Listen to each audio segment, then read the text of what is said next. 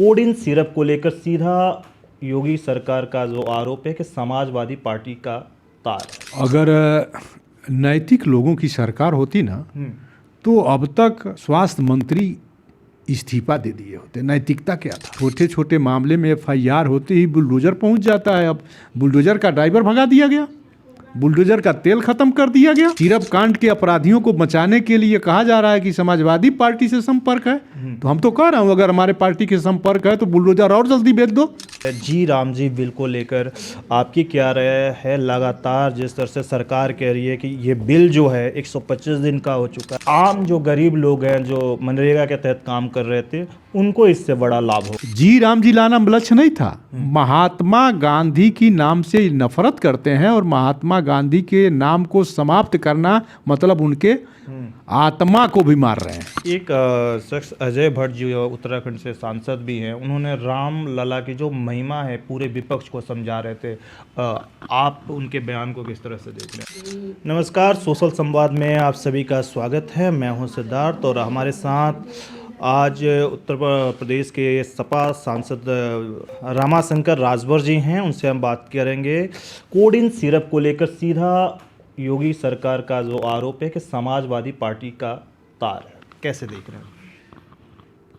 अगर नैतिक लोगों की सरकार होती ना तो अब तक स्वास्थ्य मंत्री इस्तीफा दे दिए होते। नैतिकता के आधार पर नाक के नीचे बड़ी बड़ी बात करते थे स्वास्थ्य मंत्री और मुख्यमंत्री, और नाक के नीचे इतना बड़ा कांड हो गया, लोग निरीह मारे गए।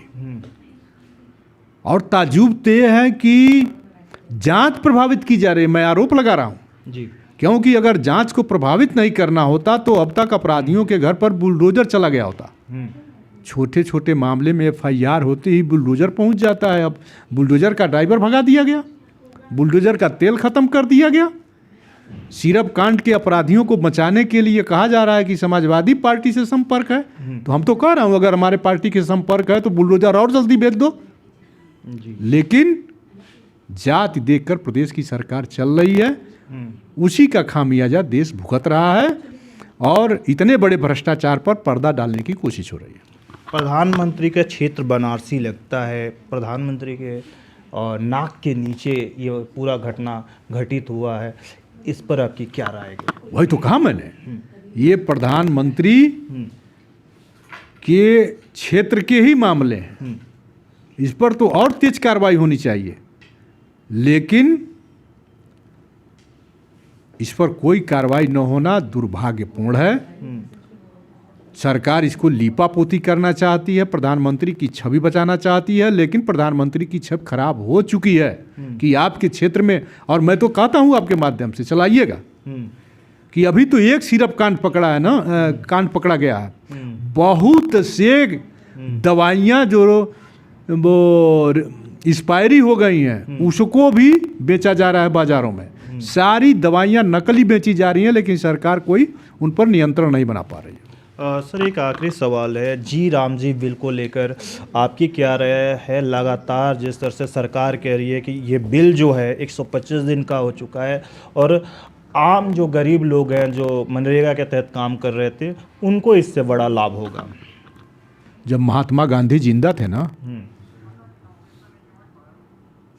तो उनके शरीर को मारा जी और कहा हे राम, गांधी जी ने। और अब गांधी जी की नाम पर जो मनरेगा गरीबों के सबसे त्वरित लाभ देने वाली योजना थी उसको मार दिया। जी राम जी लाना लक्ष्य नहीं था। महात्मा गांधी की नाम से नफरत करते हैं और महात्मा गांधी के नाम को समाप्त करना मतलब उनके आत्मा को भी मार रहे हैं। कुछ नहीं होने वाला है। ये महात्मा गांधी का नाम इतिहास से मिटाना चाहते हैं, जो कभी मिटने वाला नहीं है। मनरेगा कानून लागू हुआ रात को, और मैं आपसे बता दूं महामहिम राष्ट्रपति जी को तुरंत ये कानून वापस लेना चाहिए। और जिस दिन महात्मा गांधी का नाम मिटाया गया उस दिन महात्मा गांधी को मानने वाले खाना कम खाए। पोरबंदर के लोगों ने खाना नहीं खाया, ये इसका खामियाजा महात्मा गांधी के साथ छेड़खानी का खामियाजा भारतीय जनता पार्टी को भुगतना पड़ेगा। एक शख्स अजय भट्ट जी उत्तराखंड से सांसद भी हैं, उन्होंने राम लला की जो महिमा है पूरे विपक्ष को समझा रहे थे। आप उनके बयान को किस तरह से देख रहे हैं? अब देखियो, बयान तो मैं नहीं सुन पाया। हम्म, मर्यादा पुरुषोत्तम भगवान श्री राम हमारी आस्था है, लेकिन उनके नाम पर चंदा मानना ये किस कैटेगरी में आता है? राम नाम तो को लेकर के भारतीय जनता पार्टी जितना भी कुकर्म करती है, ये धर्म के आड़ में छिपती है, पाकिस्तान के आड़ में छिपती है। जनता के लिए इन्हें कुछ नहीं करना। जी बहुत बहुत शुक्रिया सर। दिल्ली से सोशल संवाद के रिपोर्ट।